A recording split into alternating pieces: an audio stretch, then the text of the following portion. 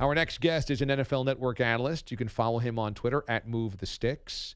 NFL Network is going to provide coverage of Kyler Murray's pro day on Wednesday as part of the NFL free agency frenzy, which begins at 10 a.m. Eastern Time. Daniel Jeremiah, our guest. Daniel, good morning.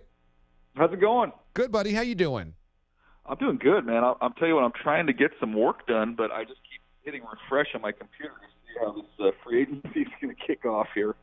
Yeah, no doubt. And we've been talking a lot about Antonio Brown, obviously, this morning after he goes to the Oakland Raiders over the weekend for a third and a fifth. They also restructure his deal.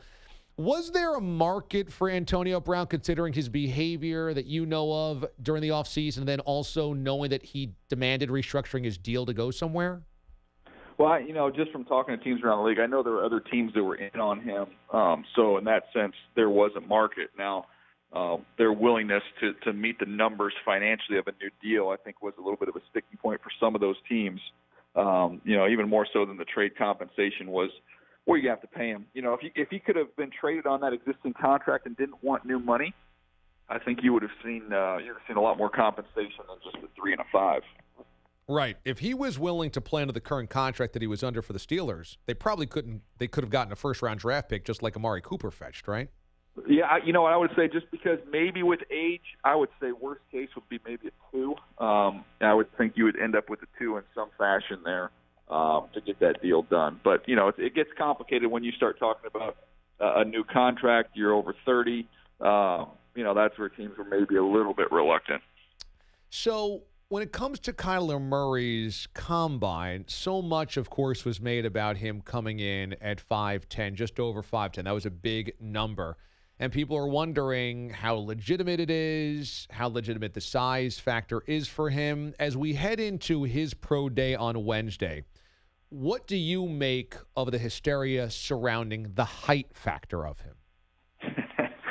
Look, it's kind of funny. I mean, the funny thing is we had, and most of us in the scouting community, talking to buddies around the league, had even come to accept the fact, hey, look, if he's 5'9", 5'9.5",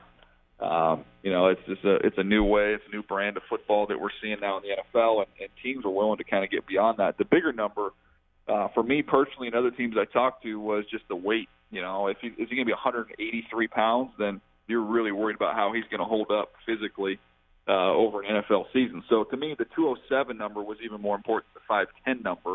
It'll be interesting, though, now that we know he's going to run at his pro day. Can he keep that weight? Can he hold that weight and still move around like we're accustomed to seeing him move around? So that'll be, to me, more of the intrigue than whether or not he's, right at 5'10 or right under 5'10 at the pro day. For years, for decades, the idea was a short quarterback does not work in the NFL for a very basic reason. You can't, quote unquote, see over the offensive lineman. Now, football has changed. Spacing has changed. Offensive schemes have changed. But is that still just a totally legitimate concern that when you're that height, you just can't see over 6'1" offensive lineman in front of you? Well, there's going to be times where you're going to struggle a little bit, but, it's about spacing. You use the correct word. And to me, a lot of people think of spacing, they immediately think to spreading the field with 4 wide receivers and spreading the formation to get the defense spread out. You also have spacing, the distance between you and the line of scrimmage. So somebody like Russell Wilson, under center, a lot of play action where you're setting deep in the pocket. You have space between yourself and the line so you can see a little bit better. So you can space it vertically, you can space it horizontally. And you also, with a quarterback like that, now if you're short and immobile, that's tough. I mean, because you're landlocked. But when you can move around like he can, not only can you move the pocket on boots and rollouts, but you can slide around and move inside the pocket. I remember, when I was with the Eagles with Andy Reid, he used to always talk about quarterbacks. Hey, quarterbacks look between buildings, not over buildings. So it's about being able to move inside the pocket and find those windows. Daniel Jeremiah joins us this morning on the show, NFL Network Draft Insider. So when you look at the other quarterbacks, Dwayne Haskins is hypothetically the next quarterback taken off the board, but in most seasons, he probably wouldn't be a top 10 pick. Do you think he's a slam dunk to be a top 10 guy this year? Well, I would say a slam dunk, no, because I don't have him as one of my top 10 overall players. But, man, every year, if you're a first-round caliber quarterback, and I've seen it with guys that I've had in the 20s or 30s in terms of the overall draft class, they all find their way into the top 10. And whether or not that's teams that are picking there right now or whether or not that's teams trading up to go get them. Most of the quarterbacks, it's an absurd number of quarterbacks recently that teams have traded up into the top 10 to go pick. So that's a trend we've seen lately. I think we could continue to see that, and that would land both those quarterbacks there in the top 10. The Oakland Raiders have 3 first-round draft picks. Mike Mayock, of course, taking over the GM duties this offseason. He'll work in concert with John Gruden. Gruden has final say. Do you think the Raiders end up using all 3, or do you think they package 1 or 2 to move up, to move down, to collect more draft capital?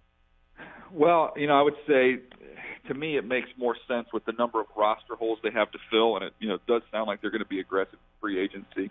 Looks like they're focusing more offensively in free agency, which would free them up to go heavy on defense in the draft. To me, I would think you'd be more likely to maybe even trade back with one of those picks you have in the 20s. There's always teams looking to come back into the bottom of the first round, get that extra year on the contract. They have somebody that they love, they'll come back in. So I wouldn't be surprised if you stick and pick with 2 of those picks, especially the early one at number 4, but maybe one of those picks in the 20s, you slide back a little bit, you get an extra pick, and maybe even get another pick for next year where they already have extra capital. That to me would be more likely to happen than them trying to package those picks at the bottom of 1 and come back up, because they're simply so many players away from being competitive. They need all the bodies they can get. Do you think it's inevitable that Nick Foles ends up in Jacksonville?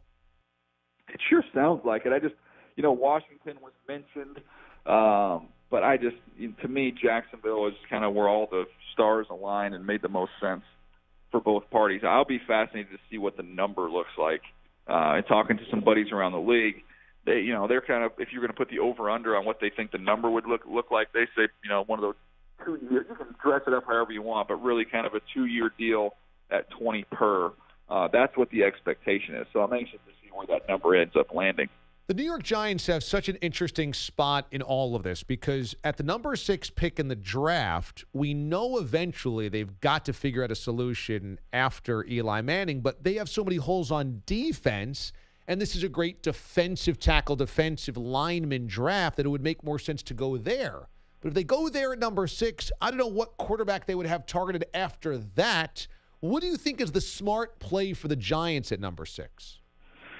Well, look, it just would be hard for me, even though it would be a little bit early for where I have Dwayne Haskins. It'd be hard for me to look at a franchise that comes back-to-back years with top 10 picks, and you have an aging quarterback and you don't address that situation.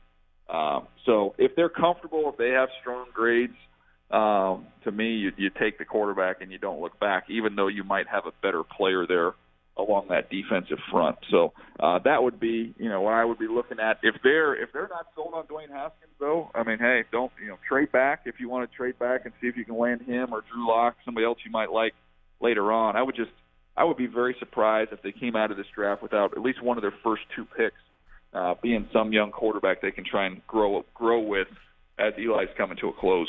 Finally, the quarterback you like most that nobody's talking about. Ooh. Yeah, I'll go Ryan Finley. I don't know how much is being said out there about Ryan Finley from NC State, but he doesn't have anything that wows you, but he just throws on time. He's accurate. The ball's where it needs to be, and you can win with him. To me, I think people remember what Matt Schaub has been later in his career, but if you remember early on, he had some success there in Houston in the right system. For his skill set, I could see Ryan Finley having a similar type of success. Daniel Jeremiah, NFL Network analyst. You can follow him on Twitter at Move the Sticks. He's a must-follow this time of year, certainly with all the player movement and, of course, the draft coming up. Now, NFL Network's going to have coverage of Kyler Murray's Pro Day on Wednesday. So that's Wednesday, part of the NFL free agency frenzy on NFL Network. Starts at 10 a.m. Eastern Time. Kyler Murray's Pro Day on Wednesday, NFL Network. Good stuff, Daniel, as always, buddy. Thanks so much for the time today. You're the best. Have a great day. You too, man.